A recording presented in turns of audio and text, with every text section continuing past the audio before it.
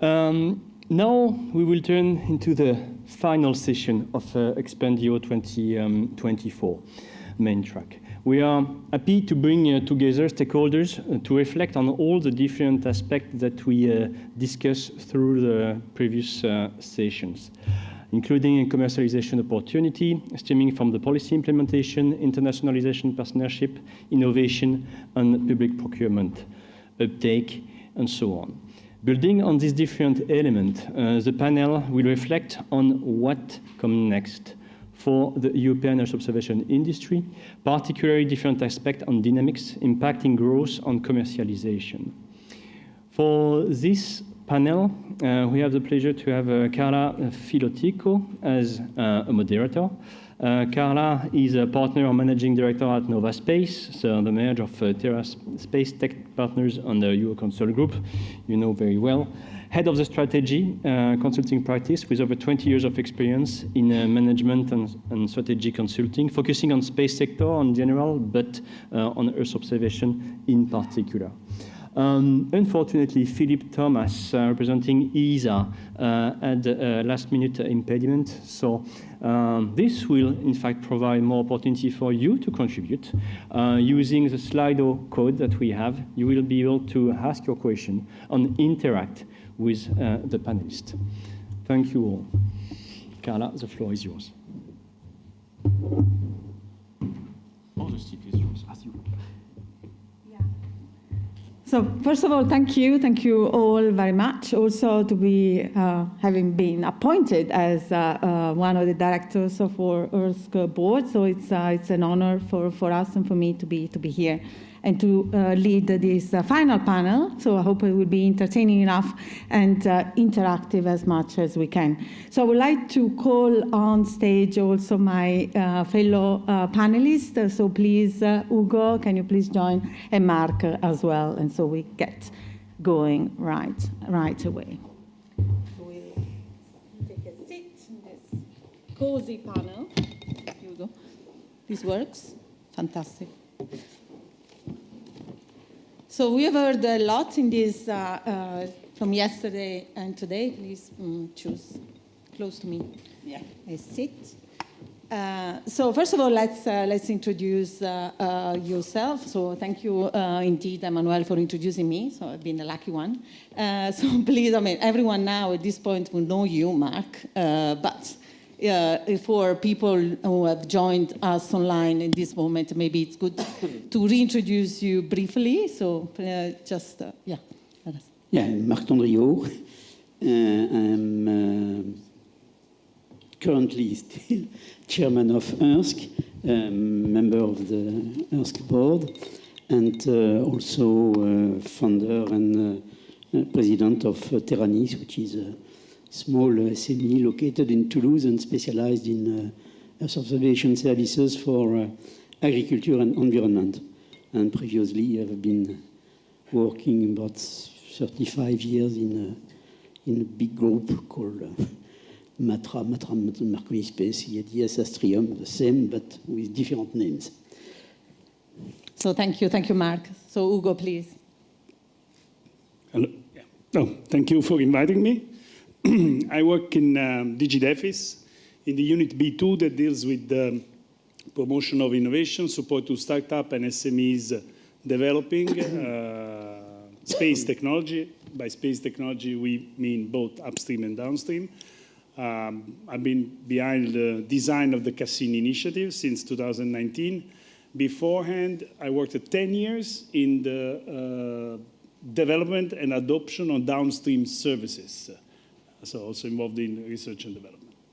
Perfect, thank you. The perfect stage also to summarize and wrap up what has been said in the last few sessions and today. So a lot, in fact, we have heard about where we are, the opportunities, the challenges, but I would like to reiterate a bit on these things. But before doing that, I would like also to summarize a bit the key drivers for growth for this market, as we have heard from our speakers, but also from the interventions in the audience. If I may summarize, I've heard the three main big trends. First is the digitalization topics. So where indeed those observation data and services are actually important to think about the future evolution and the digitalization of our economy across the different aspects. The second important point is the sustainability. How, in fact, Earth observation is becoming a key asset from different, we have heard now also from Christina, the importance of monitoring climate change variables through space and more going forward to support the non-space sectors, the different verticals within our economy to become greener and greener. So sustainability is an important aspect. And the third important driver that I've heard, and more important also from the intervention of Guillaume today and yesterday, reiterated by Mauro indeed and DEFIS, the importance of supporting resilience, security and defense. And Earth observation data and information and services are very important aspects to be further developed. So all these drivers are indeed driving, so the requirements and needs for a flourished industry to pick up on. But now, okay, we come to the, probably it was indeed Jeff mentioning the ground truth. So when we go from the industry perspective, where do we stand? Are we really growing beyond in terms of bottom line profitability of the sector? So I park it there for the time being. So, and I would like to start with this important point. So we have seen from the policy perspective how important it is to drive policies which indeed support these big trends, as we have discussed, but in the same time also another important aspect we have mentioned is the competitiveness of the industry, support the competitiveness of the industry as a bottom line, and therefore contribute to the growth of the economy in Europe. So looking ahead, and probably I will start from Ugo in this panel, what do you see as the key drivers, driving indeed the growth? Do you agree on what we have just said of the European Earth observation industry, and what do you think the policy makers might do more in order to sustain the competitiveness of the European sector? Well, I think there is one key answer, which is demand, public demand, procurement, markets. Because I think we have done a lot over the past 10, 15 years to develop the Copernicus infrastructure, to develop the dissemination of data, to fund research. We also, with Cassini, as you know, we have been working to promote the interest of private investors into startup and SMEs. We mobilized 600 million of public money to be invested in venture capital and private equity fund that then would invest in company. So on the supply side, I think there's been done a lot. The demand is completely missing. We have done a bit. I don't know if Guillaume, my boss, mentioned this. We have done some procurement in Copernicus. We activated 9 contracts with a budget of 60 over 5 years. Peanuts. I mean, okay, this is the upstream part, fine. This is as much as we can do. It's under our control.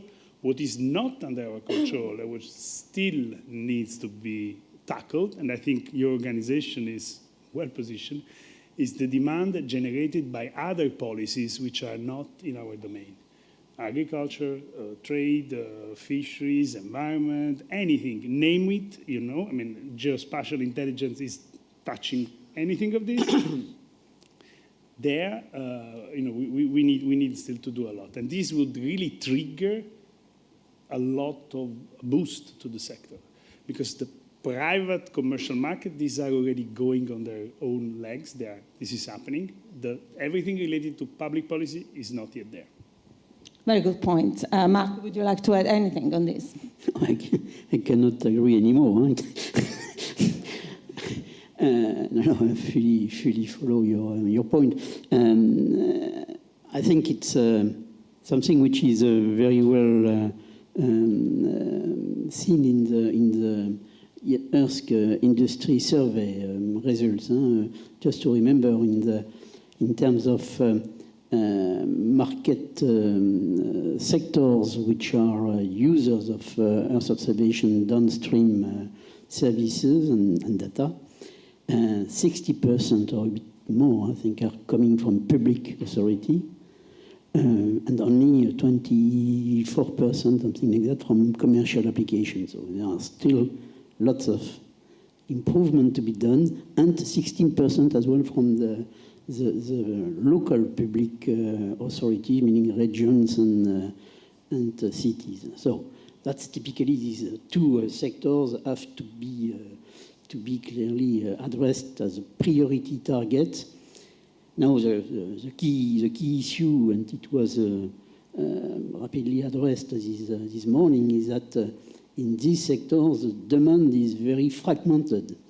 Meaning it's very difficult to have a common specification, common approach for procurement, and that's typically where I think we should focus our efforts commonly, meaning European structure like ESPA and others, and industry, in order to try to federate the demand for the industry to be able to cope with it and to respond. We have on our side to federate the offer as well, because the offer is also very fragmented, meaning we have more of 750-ish companies in Earth observation downstream, among which I think 85% have less than 10 people and staff. So you can... It's very fragmented. Yeah, it's really very fragmented. So we have to make our job for trying to federate these offers, but for that we need as well a federated demand, and that's a big challenge. I think it's possible, but we have to tackle that clearly. Another aspect, just very quickly, is but we also addressed that during these days, is the push for internationalization. There is a huge market opportunities abroad, Africa, first perhaps, and others, Latin America, Asia as well, more difficult. But here we have also to go together, meaning it's... Yeah, if I may add on that, in fact, you made two important points. First of all, it's still a B2G market. This is driving the demand so far. But if I look at the global landscape, as of today, bulk of this B2G market is generated by the US, first of all. And secondly, was mentioned today by Guillaume. I think it's about $1 billion, at least, not including the confidential and classified budget that is invested by US DoD on buying data and from the commercial players.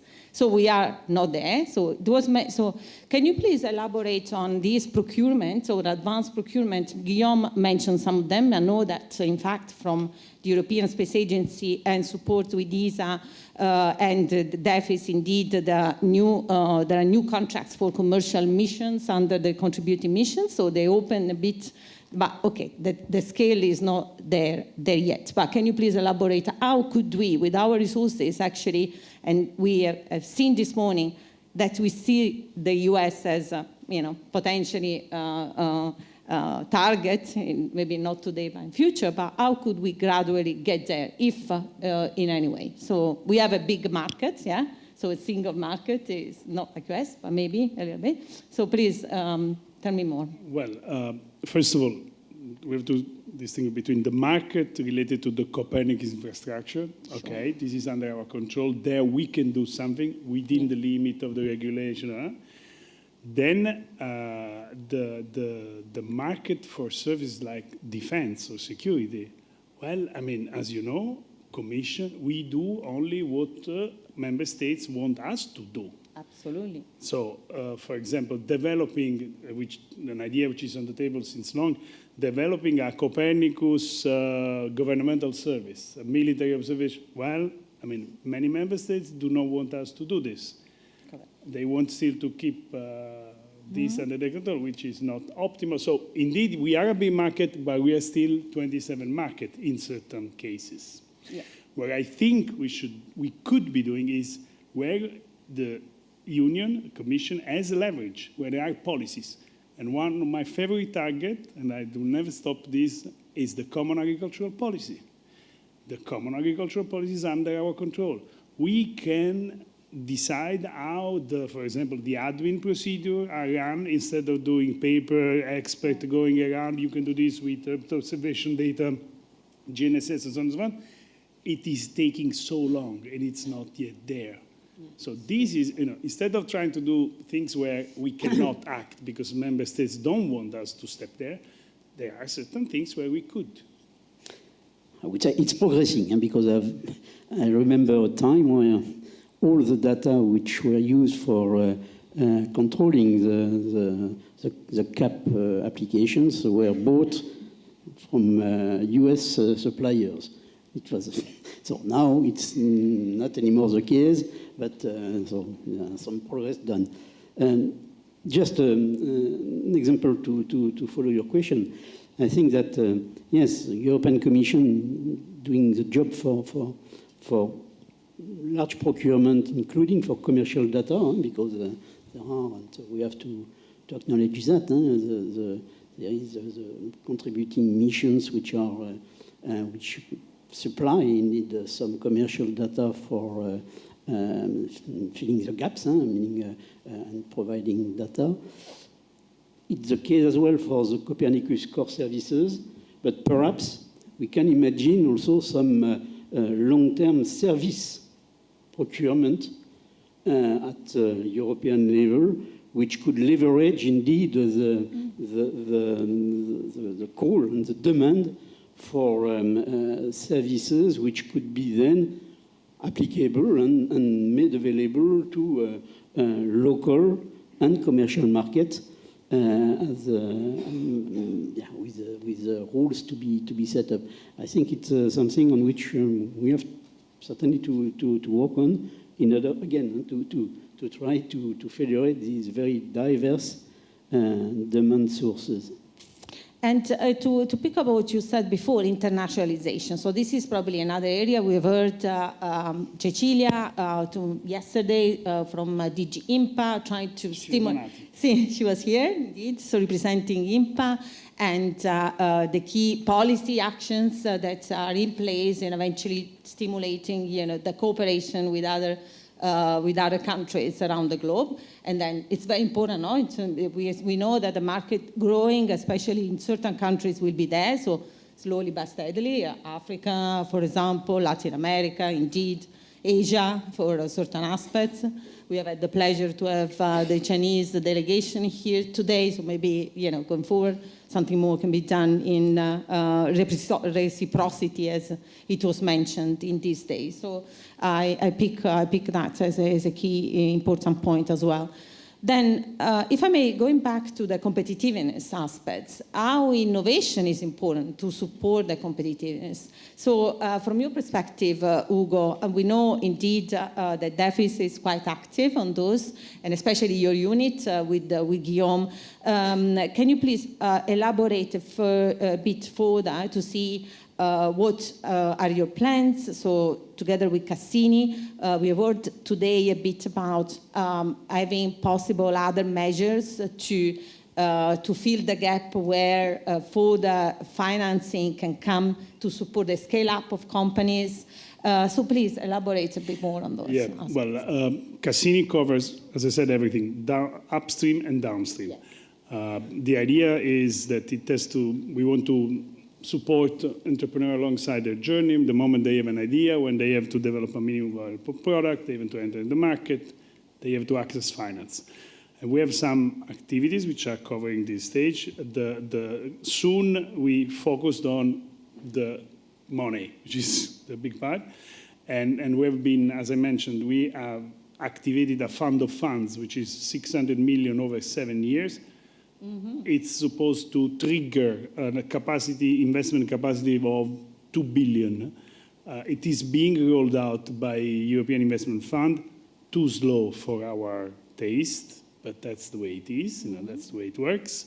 We have 13 venture capital already, which received already money from us. Of them, only 4 with a focus on space, and the other 9 are high-tech in general and space. So also this is not what we would have liked to see, but okay.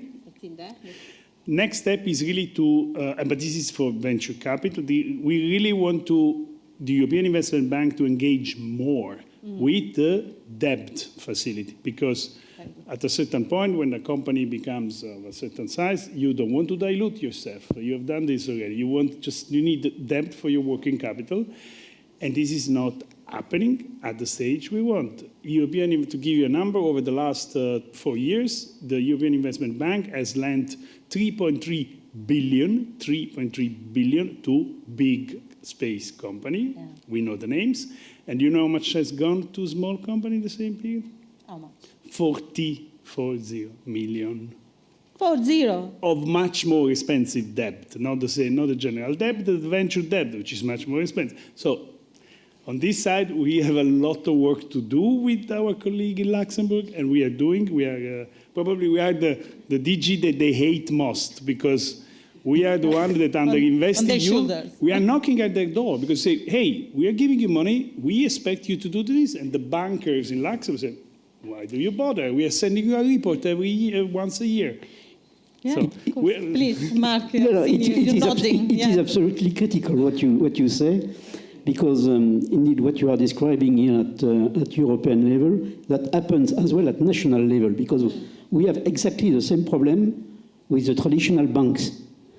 They are now very reluctant just to give some loans, and when to develop a new product, the first reaction is, I don't know, but go to the financial investor world. But we as you said, we don't intend to be diluted. We need some fresh money just for ensuring the cash necessary for ensuring the development. And today, the banks are not anymore acting as such, because yes, there is they consider that it's the job of the investment funds and venture capital. And the problem is that yes, and it's absolutely true. There has been a lot of efforts to attract private investments and so on. It's good for startup, definitely, but then for established SME who needs just some cash for developing products, it's not the right answer. There is no such a facility, so there is a bit of, let's say, to use words, a bit of uptake or socialization to be done also with retail banks. So to have them understanding maybe a bit better, because as SMEs, so indeed, you need these facilities to actually be aware of what's going on. What is your view on that regard? As I said, certainly we have to do a bit more work, but if I should say what is the top priority, the top priority is still triggering demand, public demand, because the moment you have a contract or potential client, bank will follow. Yeah. We have seen, by the way, we have seen in recent years that there is a bit more of willingness even of the retail bank around the corner to invest in space. Yeah. Last summer, an Italian retail bank announced they would invest in SpaceX. So this, I think, So I think this woke up a lot of people. Say, wow, if the bank around the corner is investing in a company sending rockets, maybe we should be doing something like that. Yeah, exactly. Something wrong, right? Yeah, so, but public demand remains really the totally agree. It's also what's driving the market globally, so we shouldn't be left aside from that. Do you want to comment further on this? No. So another aspect I would like to touch is about cooperation within the industry. So we have seen there is a lot of fragmentation, so very, very small companies, or maybe developing one service, or surviving for a few years. So is there more that can be done to stimulate? Okay, the role of association is exactly that. So if we create scale. So how can we aggregate and create scale to then, potentially aspire for more and create better champions going forward? Is there anything that you plan we should do also from association perspective now as a new member? So I'm curious what we could do more in that regard from the industry perspective. So if you want to, from what you observe, or we have been observing. For me, again, you should go and knock at the door of DG Agri, DG Trade, DG Fish, DG Mare, all these DGs that manage policies that could activate demand for service at the European level. Because, of course, if this is done at Europe, where there is an EU value added, if the implementation of a digitalized process for CAP monitoring is implemented by us, all the paying agencies across Europe will follow. So everything where there is a value added at EU level, you should push on our colleagues, because we haven't succeeded. We have not succeeded yet. That's good. We can do a bit of roadshow with the DGs here from EARSC. No, it's absolutely true. And public demand must be organized on our side, as we said as well. We have to make some effort for trying to push for collaborative actions among the industry. Just to mention that we should not forget that the downstream industry is very diverse. You have along the value chain, you have the satellite operators, which today are big structures, and you have the ground segment supplier, you have the products, software products developers, and the service providers, and some of them are very small. So it's very diverse, which is an asset, but also sometimes a drawback, because it's very difficult to convince some very small entities to go together. But it is key to answer federated demand triggered by the commissions and the European structure, but as well to go to export. I think it's clear that it's much better to go commonly with 10 or 15 companies able to propose a full set of services when you are discussing with decision makers at national level in African countries or other. That's typically a job that we have to do commonly. But you're right. I think the demand will trigger and we will adapt. It's clear. And to start from the, let's say, bottom line, so in order to increase innovation, it's also important to keep on investing in research and development. So what is your view, Ugo, under that aspect? Is what we currently have, I mean, besides talking about absolute figures, so we understand, okay, Horizon Europe possibly is not enough. If you want to compare about what other countries, big countries invest in research and development, but if you could change something going forward, what would you do to stimulate research and development and innovation from the onset? From a DEFIS perspective, at least. Well, I would, if possible, I would reduce the 800 pages of Horizon regulation. I mean, this is crazy. Crazy. To me, Horizon, okay, it's there, it's been there. I mean, but there are other models which I really, under the Horizon, I like a lot, and I think it's really the tool we should go. What is funded through the EIC, the European Innovation Council. Because it's not just that you fund a project, oh, what a great thing, we're going to test, and then it falls on the ground. Ideally, the EIC with the Pathfinder Transition Accelerator is accompanying, from TRL 0 to TRL 9, a consortium, then a single company to make the best of the money they get, either a grant or equity, I think this is, and then the process, you have like a rolling process twice a year, not, 24 months to get, I mean, come on, this is, so it's really a lot, again, on our side in simplifying, making it more efficient. So maybe on that note, I'm involved in the European Innovation Council. I'm part of the jury for the last round to get approved. But it's been a very interesting experience. In fact, you see very, very innovative companies coming. Probably what we could do going forward is that as of now, the space sector is one of the sectors, yes, and they have challenges. So the challenges dedicated to space.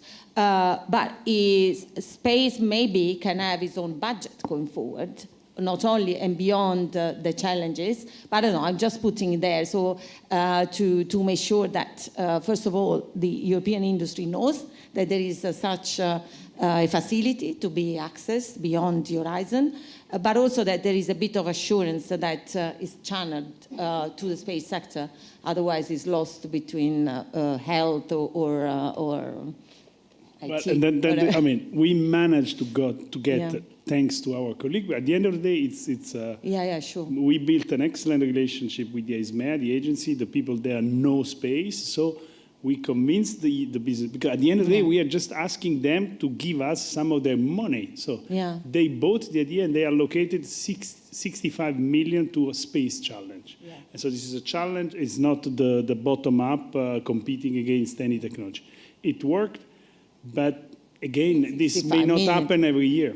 Yeah. And again, it's not our decision. It's another entity that has to agree with us. Yeah. And in US, you have the command line is much simpler. Yeah, and somebody decide, the other executive. Here we have many people discussing, and decision takes time, and sometimes do not happen. I agree. So I would like to understand from the industry perspective, what is keeping you up, at night? What are your main? I mean, besides, I don't want to know the details. But so, in terms of key challenges that, as an entrepreneur and the CEO of your company, over time, with your experience, is mainly challenging you and keeping you on your toes. Yeah, I think the key issue already spoke about that is to have a long-term perspective in terms of service provision in our case. That's definitely something which is still missing. We are meaning every month we have to ensure the workload for the. And that's because the contracts are generally very small. That's definitely the first issue for a small SME, that's the life. But just coming back to what you said, I think in terms of innovation, something must be done definitely in the Horizon Europe world. I think it was, I remember the FP6, FP7 period, so which was a good point, a good starting point. But now the Horizon Europe became a big monster. It's very difficult to select, to understand what are the key challenges there. It's still very academic oriented. It's difficult for private companies, especially for SME, to get the courage to prepare a proposal. And I think it's sometimes I really want to ask myself how the DG in charge of following these very numerous projects could get a clear idea of what all that has developed. Because there are several duplication, replication. The return on investment. Yeah. How to understand? I think that it would be much more efficient instead of financing big R&D project, just to find some service procurement. And we test. You can select 3 or 4 or 5 service providers in competition, which will answer a consortium and together with potentially academic if there is some R&D still needed. But at least at the end of the project, you ensure that you will be something which is ready to deliver, to pick up. Well, but that's exactly what is missing. You get funded for the research, but then where is the client? Ideally, in a consortium, you should have the potential client that commits to buy what comes out of the innovation. But this is rarely the case. To go back to practical suggestion, you are an organization, you know how the work plan, how the topics are set. You should use your influence, tackle the national representative that sit in the working group that challenge us, because we propose something. They get back to us and say, no, we don't want this, we want this, something. You can act on the space, the Polish, the Portuguese, the Italian, the German representatives sitting in that committee, pushing your agenda. Yeah, absolutely. That's it's a perfect role of an association of companies to be done. So a lot of work ahead of us, indeed, and I'm really excited about that. We can leave and open the floor for questions at this point for our last 5 minutes of the panel. So I don't know if there are any questions for now, or let's see. Sure. Questions? Looking ahead. We do have a question. Where do you see and foresee the impacts of the vertical integration from data acquisition to application products and of some of the commercial space-based data providers? We have seen a lot of fragmentation, so there is room for consolidation. I don't know who wants to comment on this, if you have any specific this is really a business thing. Maybe. Yeah, exactly. MARC could be better positioned. Yeah, the verticalization. Verticalization is something we are following. Of course, it's not new. I remember years ago some satellites which were launched for specifically monitoring the disaster caused by weather events for agriculture. It was a constellation of 4 satellites. The name was Rapidae. The investors were the insurers. So at the end, market was not there. Meaning it was, and Rapidae satellites have been used for many other applications than purely the monitoring of the damages due to weather.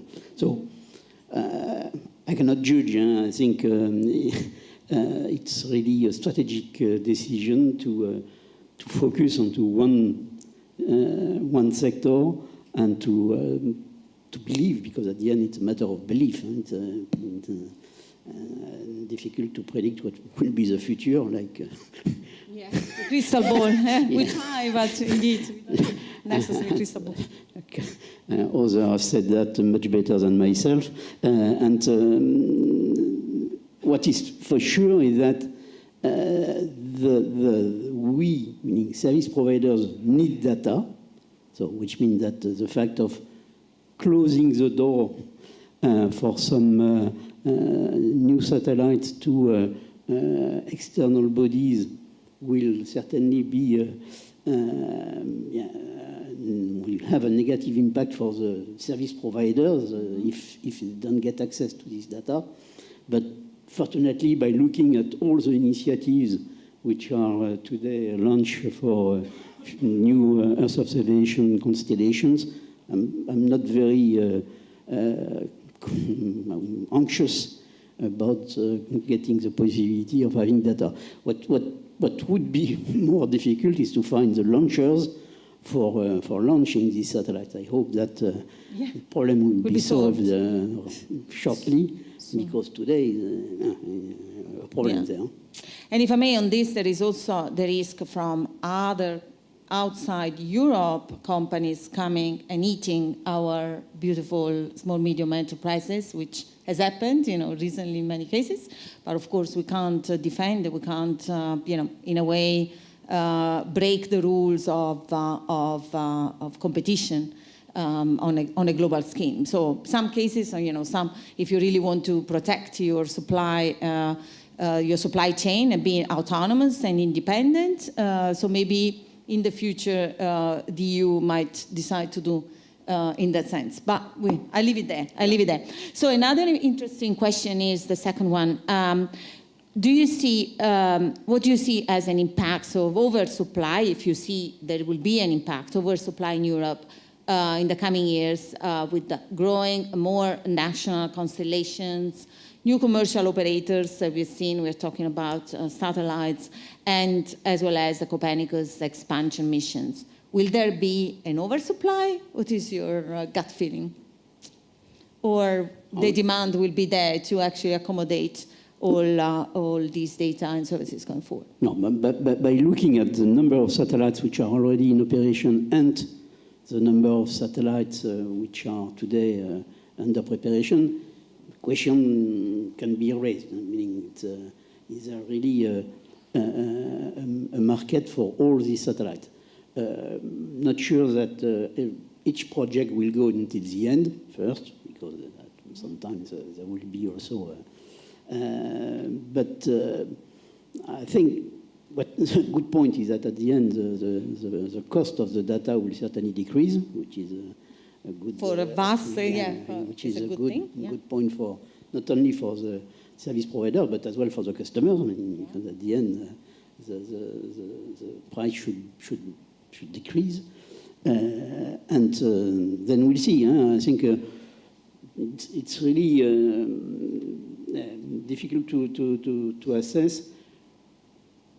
Today, what I can say is that we don't have, with the current number of satellites in operation, we don't have any problem in terms of getting access to the data.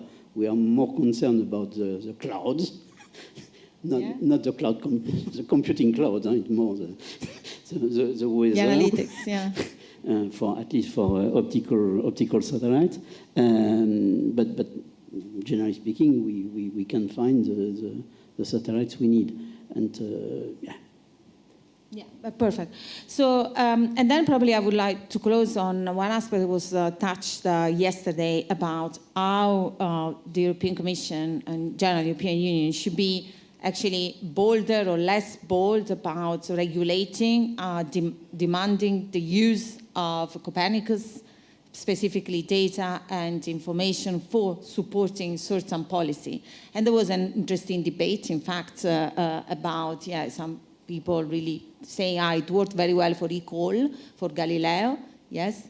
So I'm curious to know, since you were not here, Ugo, your perspective in that regard. Well, I think we've been working on a EU space law. Yeah, exactly.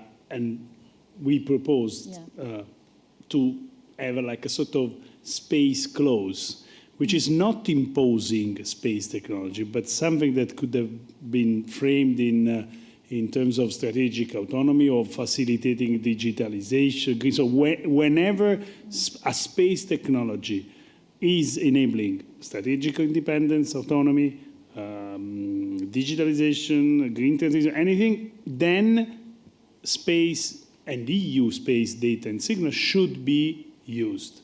Well, this, again, did not pass. Right.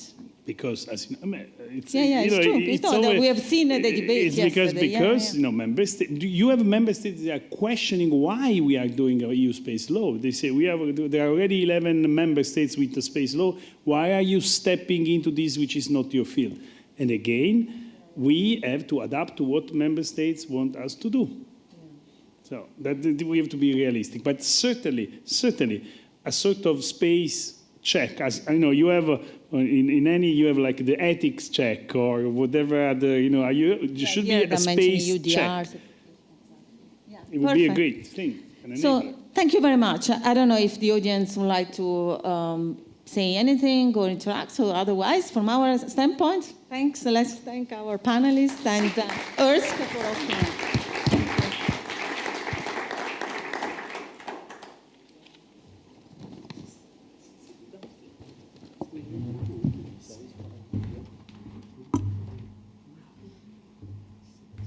Thank you very much, Carla.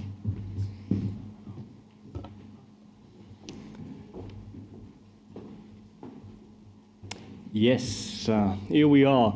Here we are at the end of EXPANDEO 2024.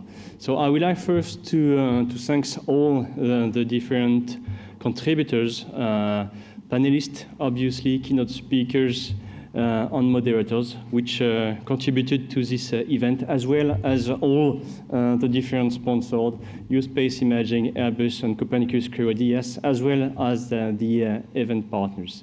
I think we discussed a lot of different topics. We mentioned a lot of different benefits that we should promote even more, or maybe differently, in order to support the uptake. We raised concerns towards some key challenges that our industry is facing currently, but as well, we mentioned several actions that our industry and stakeholders should potentially launch in order to support the growth and the uptake. So obviously, this is just I would say, a milestone in the evolution of our industry. But we know that the upcoming months will be really crucial. With the change in the Commission, with the change in the Parliament as well, we will have all to raise the voice of our industry as strong as possible to ensure that the downstream is well positioned and can leverage all the different solutions, leverage all the different issues that we are discussing. So in the upcoming weeks and months, it will be really important to ensure that we collect, you share your views, but as well your success story to make sure that this knowledge is perfectly shared. So thank you very much to all of you for your contribution, attendees in person and online. And please consider EARSC as your partner in order to continue to develop our beautiful industry. Thank you all.